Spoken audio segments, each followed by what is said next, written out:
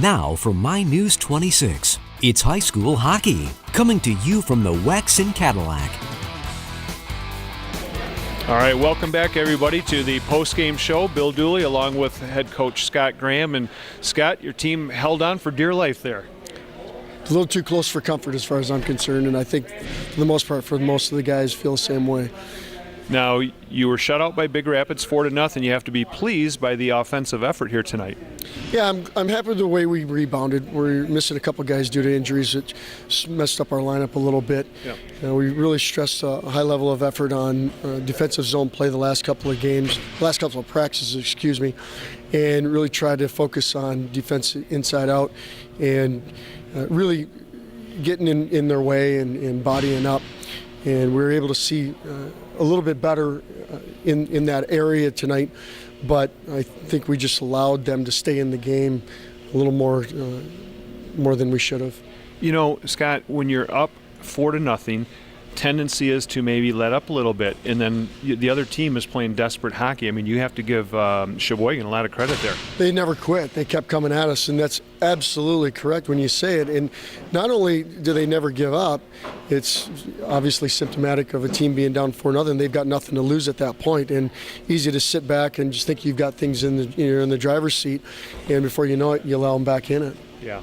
Connor Swaffer had to make a few big saves there at the end of the game to keep that one, in their lead. Yeah, I thought he made some real nice saves in the second and third period, and a couple of times we started over-pressing when we had 4-0 lead, and when you start over-pressing and you stop taking the body, you start giving up some odd man rushes, you start getting a little more lackadaisical than you like to play in the D zone, cause some turnovers, and it becomes a cascade effect. But down the stretch, they certainly made a mad dash for it, and we expected that. Yes. Especially being down, 1 or 2 goals. Those can be scary, too comfortable leads, yes. And you sit back and you allow them to stay in it. But fortunately, we were able to get a timeout there right after theirs, regroup a little bit, identify with maybe what they're doing on the face-off, yep. And then give us a chance to really try and draw something up and strategize and formulate something for the draw.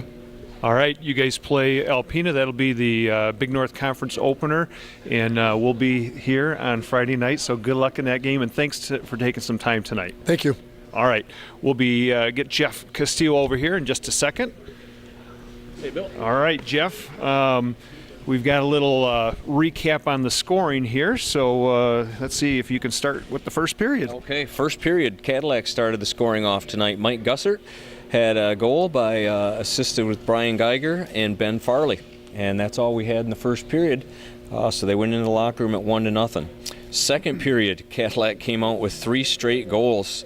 Brendan Shanahan scored first with an assist from Alan Shearer and Alex Kaspriak. That made it 2-0.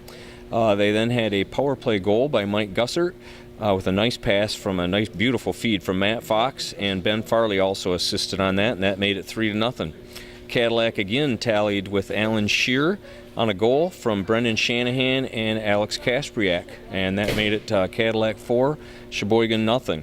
And at that point, you thought maybe the game was going to be over. Yeah, it really started getting lopsided there, and the Chiefs came right back. Anthony Steiner had a beautiful unassisted goal to make it 4-1.